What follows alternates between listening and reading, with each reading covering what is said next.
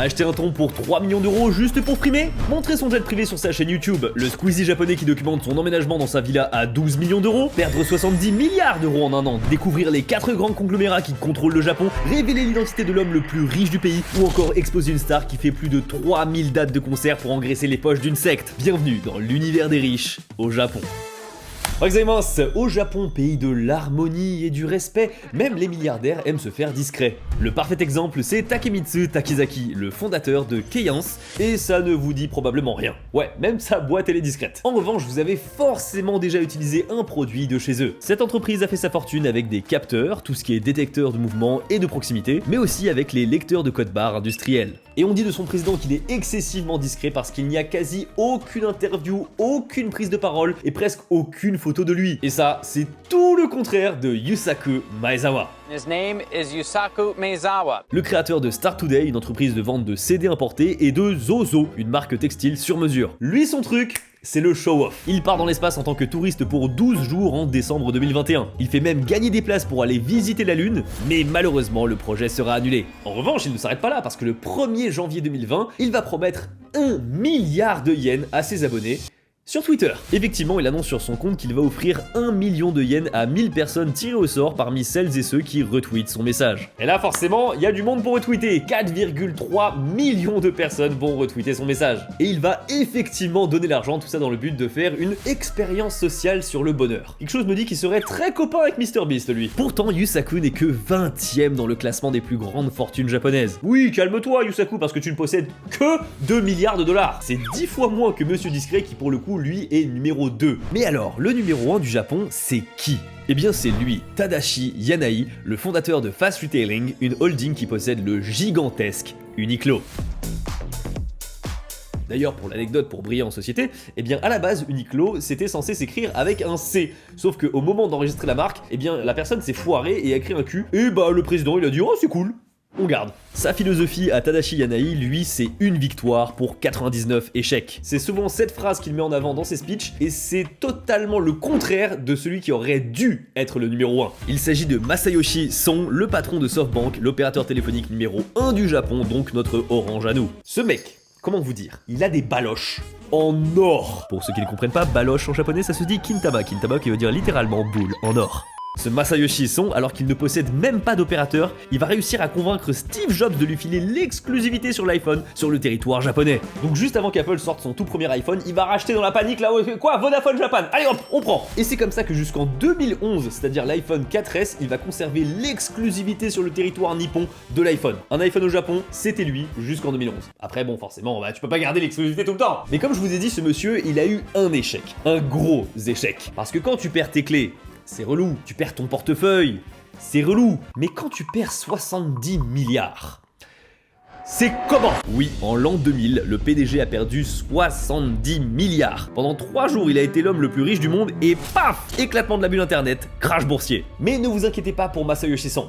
Si jamais vous vous inquiétez pour un milliardaire. Je vous ai dit qu'il a des baloches en or parce qu'au même moment, il va décider d'investir 23 milliards sur une entreprise. La sienne? Non. Il est courageux mais pas fou non plus. Il investit sur la toute jeune entreprise chinoise Alibaba. Alibaba, c'est la plateforme de vente chinoise et aujourd'hui c'est le site de vente en ligne numéro 1 à destination des entreprises devant Amazon. C'est comme ça que Masayoshi Son, 23 ans après son fiasco, va réussir à tout récupérer. Mais maintenant que je vous ai donné des anecdotes sur les milliardaires, comment sont-ils perçus par le public japonais? Est-ce qu'ils sont plutôt positifs ou très négatifs? Et est-ce que finalement derrière ces petits individus, il n'y a pas des grands conglomérats omnipotents qui se cachent? Et est-ce que derrière ces conglomérats, il n'y a pas carrément des sectes qui se cachent? En tout cas, si vous voulez découvrir ce qui se passe dans les hautes richesses japonaises, vous êtes au bon endroit.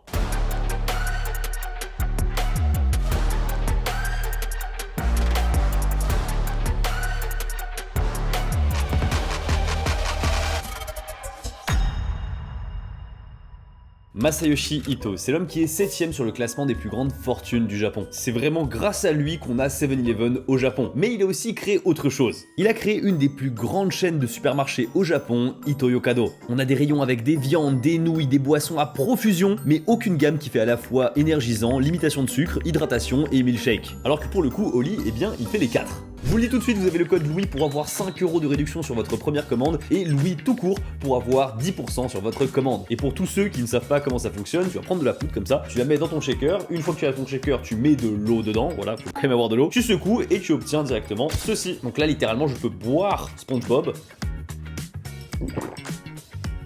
SpongeBob a un goût d'ananas. Donc là c'est ce pot et c'est écrit ici, c'est la gamme Ice Tea. Tu as 4 gammes au total, tu as Ice Tea, énergie, hydration et milkshake. C'est toujours sans ajout de caféine, sans sucre et avec 100% d'arôme naturel. Personnellement ce que j'aime le plus c'est l'énergie pour vraiment me donner un coup de boost à la salle. Et c'est aussi une excuse pour vous montrer combien je soulève au bench, voilà. Oui, 3, 4 reps, 110 kilos, oui. Bien sûr, n'en consommez pas 12 litres par jour, mais je pense que vous n'êtes pas stupide à ce point. Je vous parle souvent de mes goûts préférés et mon goût préféré actuellement c'est la girafe. Oui, toujours la girafe qui veut dire pamplemousse. Encore une fois, vous avez le lien dans la description et vraiment je vous conseille d'essayer au moins une fois, comme ça vous êtes fixé. Vraiment j'en consomme beaucoup et c'est comme Ubigi, j'utilise vraiment leurs produits. HIKAKIN no 20億円選挙に家具がやってくる。 Ce que vous voyez là, c'est le youtubeur japonais numéro 1 HIKAKIN qui annonce qu'enfin ses meubles vont arriver dans sa maison à 2 milliards de yens, soit 12 millions d'euros. Alors certes, ce n'est pas la même culture, ni le même YouTube.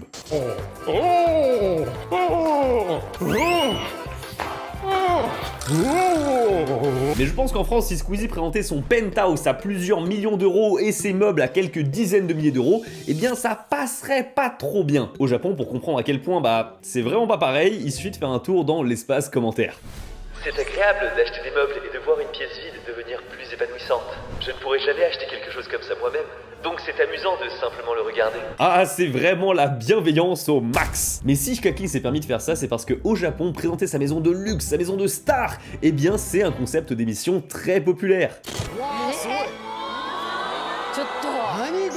On regarde des maisons de stars, on s'émerveille sur les 25 000 paires de chaussures et leur dressing de 8 km de long. Et ça, même si c'est la maison d'un politicien comme l'ex-gouverneur de Tokyo, ça passe. On sent clairement que le rapport aux grandes richesses et aux individus excessivement riches n'est pas le même entre la France et le Japon. Mais ça ne veut pas dire que les milliardaires et les millionnaires qui étalent leur richesse au Japon ne se font pas critiquer. En fait, ça arrive qu'il y ait des bad buzz, mais pour être honnête, j'ai du mal à comprendre où se situe le curseur des Japonais. Montrer son jet privé Honda sur sa chaîne YouTube alors qu'on est un ancien incarcéré japonais qui a été condamné pour des magouilles financières? Pas de problème. Faire une musique comme quoi on est un youtubeur pété de fric sans aucune once de second degré à l'horizon? Vraiment, les paroles c'est j'ai beaucoup de thunes et je fais passer mes achats en frais de société. Bah ça c'est ok, ça c'est totalement ok, bah oui. Par contre, quand ce même youtubeur a mis en avant une plateforme de pseudo-actions échangeables en bitcoin et que du jour au lendemain il a retiré toutes ses actions, et bah là, ça a pété de fou. この動画では今回のバリュー騒動に関しての真実を C'est la traditionnelle vidéo d'excuses, sauf que le youtubeur Hikaru a dû aller un peu plus loin en rachetant toutes ses parts au prix le plus fort. Autre exemple, faire un concours pour donner de l'argent à ses followers sur Twitter, bad buzz. Effectivement, monsieur Yusaku, le numéro 20 dans le classement des plus grandes fortunes du Japon, a reçu un énorme bad buzz lorsqu'il a fait le 1er janvier son concours. Il s'est pris une sauce monstrueuse après son événement car il a été tenu pour responsable de la flambée des arnaques au Kanekubari, littéralement distribution d'argent. Ils avaient repris le même système, sauf que eux, bien sûr, à la fin, ils ne donnaient pas l'argent. Donc si je comprends bien, si on touche à l'art, comme par exemple de la musique, ou alors du savoir-faire, comme par exemple l'ingénierie qu'il y a dans un jet, ça passe. Mais si on joue juste avec de l'argent brut, alors là, ça énerve. En revanche, tant que c'est du business pur, alors là, tout ira bien. Et ça, qu'importe la taille de l'entreprise. C'est pourquoi je vais vous révéler les noms des organismes tellement gros, tellement puissants, tellement fortunés au Japon, qu'on peut largement dire qu'elles dominent le pays. À ces échelles, on ne parle plus d'entreprise. Au Japon, on a un mot pour ça, et c'est Zaibatsu. C'est comme ça qu'on appelle au Japon ces conglomérats qui touchent à tout et qui finissent par obtenir trop de pouvoir et de richesse. Elles sont au nombre de 4, ce qui n'est pas sans rappeler les 4 empereurs dans One Piece. Le premier, il s'agit de Sumitomo. À l'origine de ce groupe, Masatomo Sumitomo, qui ouvre une boutique de livres et de remèdes à Kyoto au XVIIe siècle. Oui, les Zaibatsu sont âgés de plusieurs siècles au Japon, mais ça ne veut pas dire qu'ils ont eu besoin de tout ce temps pour devenir des empires financiers. Car déjà au XVIIe siècle, la maison Sumitomo se développe autour du cuivre, ce qui fera sa fortune sous l'époque Edo, soit il y a plus de 300 ans. Et le logo que vous voyez là, c'est l'emblème du groupe. Il représente la charpente d'un puits, qui justement symbolise l'exploitation minière du cuivre. Le second conglomérat Zaibatsu, il s'agit de Mitsui. Mitsui Takatoshi fonde Echigoya, une maison de draps et de kimonos, au XVIIe siècle, encore une fois. Mais il se diversifie rapidement, cette fois-ci pas dans le cuivre, mais dans le change et le prêt. D'ailleurs, pour vous donner une idée, à l'époque, le business sur lequel il faut être, là où il y a de la bourse, c'est sur le business du riz, la bourse du riz de Dojima inaugurée en 1697. Et ne vous moquez pas parce que c'est précurseur du système boursier moderne. Déjà à l'époque, on agitait des drapeaux pour transmettre des informations à distance sur les prix. Bref, Mitsui devient rapidement une banque incontournable du pays avant de s'attaquer à de l'exploitation minière. Ah, visiblement, fallait pas être original à l'époque pour devenir riche. Bon, ces deux conglomérats, ils se sont développés très tôt durant l'ère Edo, ce qui fait qu'aujourd'hui, ce sont carrément des groupes qui ont 400 ans. Imaginez, c'est comme si une entreprise fleurissait durant la guerre de 30 ans en Europe et qu'aujourd'hui en France, elle domine le pays. Les deux autres Zaibatsu, ils se sont développés plus tard, durant la période où le Japon s'est ouvert au reste du monde, l'ère Meiji. Le troisième conglomérat, Yasuda. Zenjiro Yasuda ouvre une échoppe en 1864 et se spécialise vite dans le change. Puis ça devient une banque puissante, blablabla. Ça commence à devenir un peu répétitif tout ça, mais il y a un quatrième Zaibatsu et pour le coup, lui, il a une histoire radicalement différente et en fait, vous connaissez le nom. Vous connaissez ce groupe, mais vous ignorez pour la plupart, je pense, à quel point il est puissant. Mitsubishi. L'autre jour, j'ai pris ma voiture Mitsubishi pour aller faire le plein dans la station Eneos, puis comme j'avais faim, je me suis pris un onigiri dans un combini Lawson avant de rentrer chez moi, allumer la lumière et m'ouvrir une bière Kirin, tout en regardant le lancement du décollage de la fusée HIIA depuis le Tanigashima Space Center sur la télé LCD A40RA 2000. En apparence, rien de spécial dans cette phrase, vraiment rien du tout. Et pourtant, je dis bien tous les éléments que je vous ai cités dans cette phrase appartiennent au groupe Mitsubishi. Oui, tout. Même l'électricité. Quoi, attends, ce groupe qui fait des petites voitures là comme ça, qui est même pas à deux doigts d'égaler Toyota? Calmez-vous. Calmez-vous.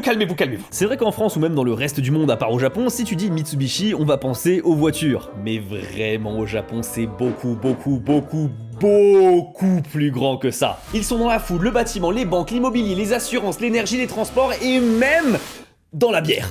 Dites-vous que pour un japonais qui se réveille le matin, c'est impossible pour lui de ne pas dépenser au moins 1 yen de manière directe ou indirecte au groupe Mitsubishi avant d'aller se coucher. Ça vous fait un peu peur ? Eh bien laissez-moi vous dire que vous êtes encore loin de saisir l'ampleur de la puissance de ce groupe au Japon.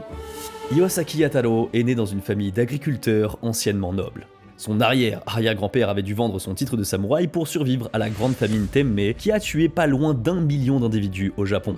Le jeune homme commence alors sa vie professionnelle en travaillant pour le compte du clan Yamauchi. Et c'est comme ça qu'en 1870, Iwasaki Yataro, alors âgé de 36 ans, décide d'utiliser 3 vieux navires à vapeur pour créer une compagnie maritime. Mais ce qu'il faut retenir de tout ça, c'est le timing.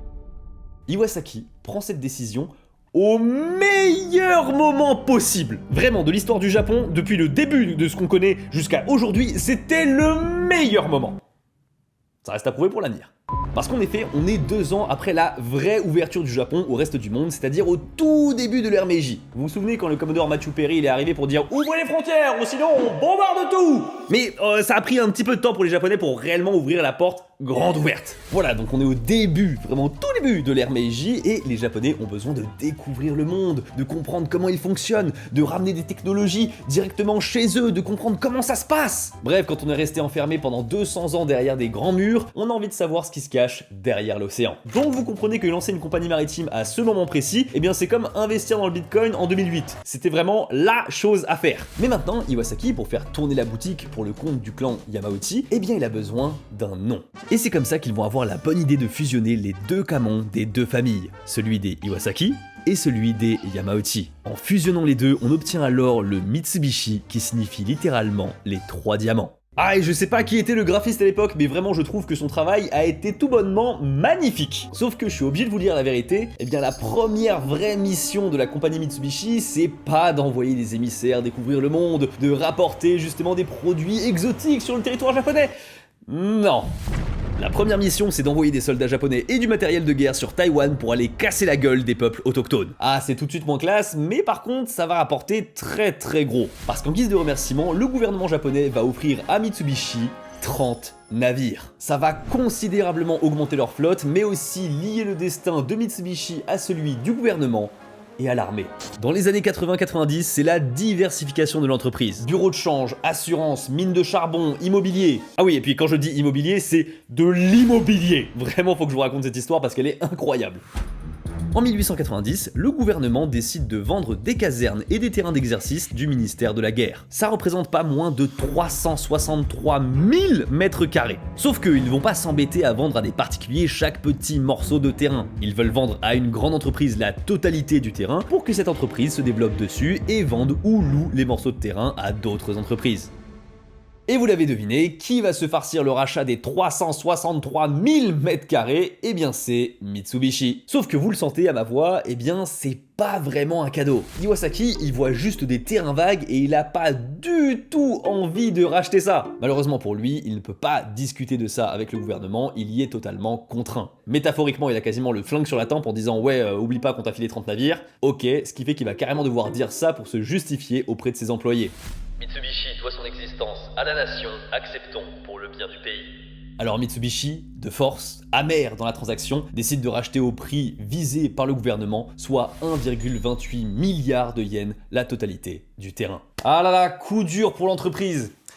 Ou pas du tout en fait. Oui, parce que depuis le début, les terrains, je vous ai pas dit où ils se situaient. Je vous ai dit que c'était des terrains vagues, c'était des trucs militaires, des casernes. Donc on s'imagine voilà que c'est loin des villes, un peu excentré, un peu dans la campagne. C'est là. Les 363 000 m², c'est littéralement le quartier de Marunouchi et de Kanda Misakicho. C'est en plein milieu de la capitale, en face du palais impérial, à côté de la gare de Tokyo. Tu peux pas faire mieux. Aujourd'hui, c'est le quartier des affaires incontournable de l'économie japonaise. Donc là, en fait, Mitsubishi vient de racheter pour pas grand chose l'équivalent du quartier du Châtelet et des Champs-Élysées. Ça va. Et juste pour le fun, j'ai voulu calculer combien ça représente 363 000 m² dans ce quartier aujourd'hui. Eh bien, c'est juste 77 milliards de dollars. Donc en 135 ans, ça fait une plus-value pas trop mal de 8 billions de yens, ce qui représente par an 333 millions d'euros. On a vu pire dans l'histoire des deals forcés quand même, hein. Là franchement, c'est vraiment... Tu vas signer ça pour gagner 333 millions d'euros par an. Mais ce qui est intéressant, c'est de savoir qu'au même moment, en 1890, Mitsubishi va faire l'acquisition d'un bien immobilier très particulier, l'île de Ha, plus connue sous le nom de Gunkanjima.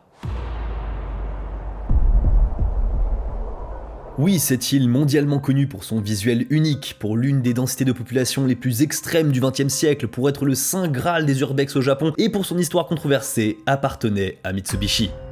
En effet, si l'île aujourd'hui est inscrite au patrimoine mondial de l'UNESCO, eh bien son histoire n'est pas non plus toute rose. Mitsubishi a acheté cette île en 1890 en raison de son gisement houlier. C'est un combustible fossile qui a rendu possible la révolution industrielle au 19e siècle et c'est ce qu'on appelle plus communément le charbon.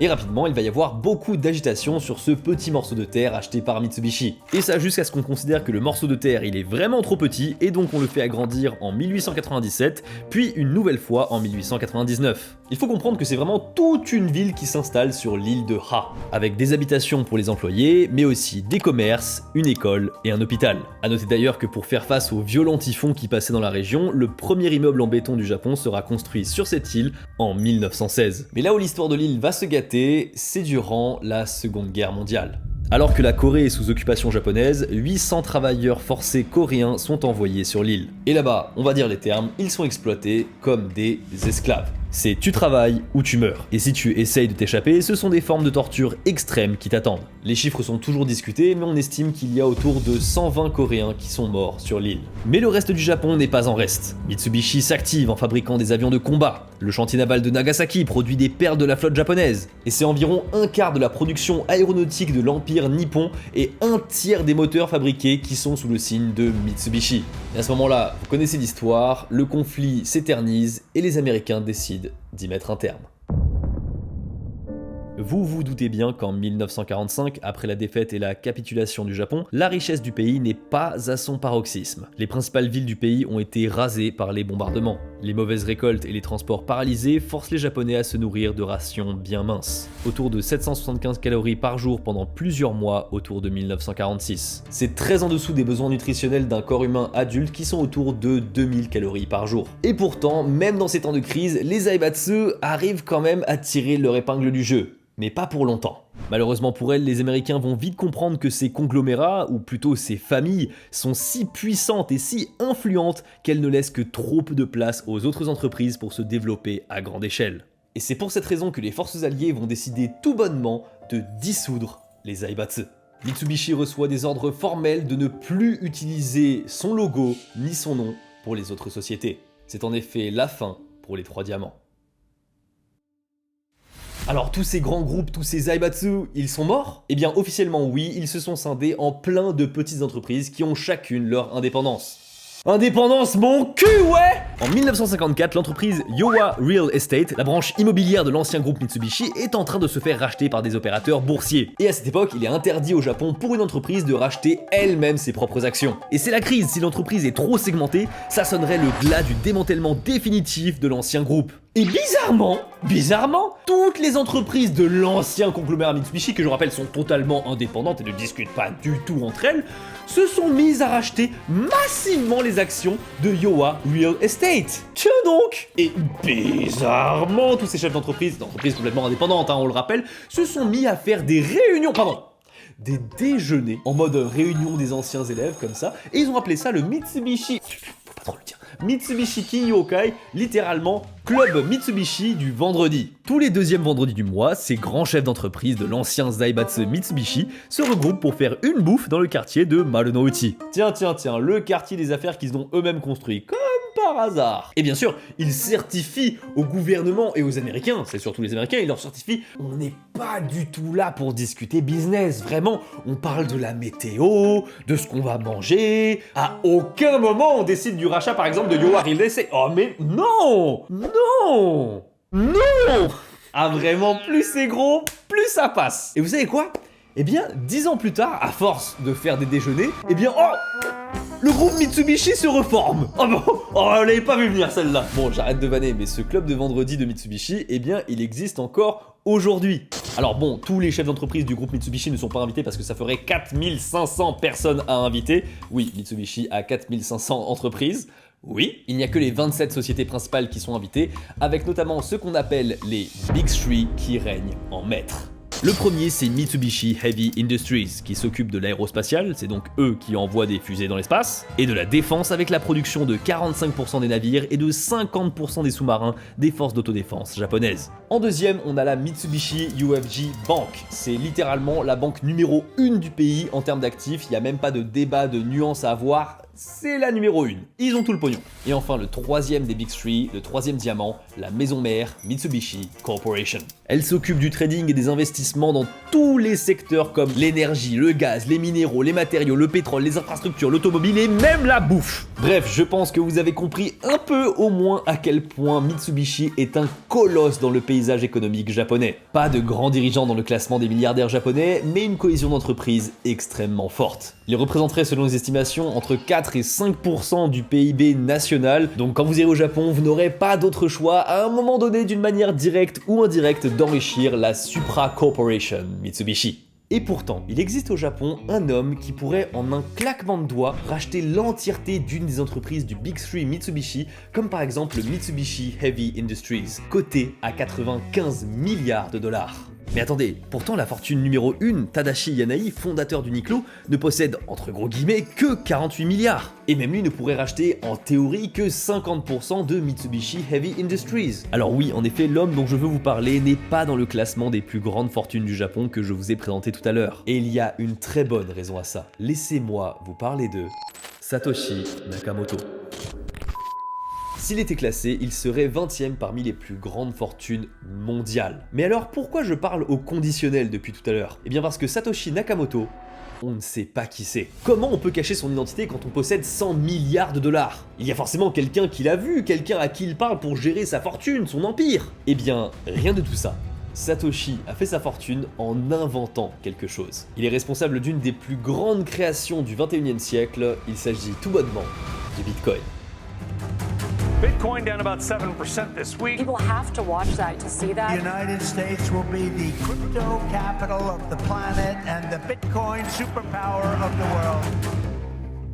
Alors, je me dois d'être honnête avec vous, à l'heure actuelle, Satoshi, on ne sait même pas si c'est une personne ou un groupe de personnes. Les informations dont on dispose au sujet de Sakamoto, eh bien, se comptent sur les doigts d'une main. Il est l'auteur du white paper Bitcoin, a Peer-to-Peer Electronic Cash System, en 2008. Il est le créateur du Bitcoin. Il possède autour d'1 million de Bitcoin, ce qui constitue au taux du jour 108 milliards de dollars, soit 92 milliards d'euros. Son profil P2P indique homme 1975 Japon. Informations qui sont largement classées comme peu fiables par la communauté. Et enfin, en avril 2011, il se retire avec comme dernier message « I've moved on to other things ».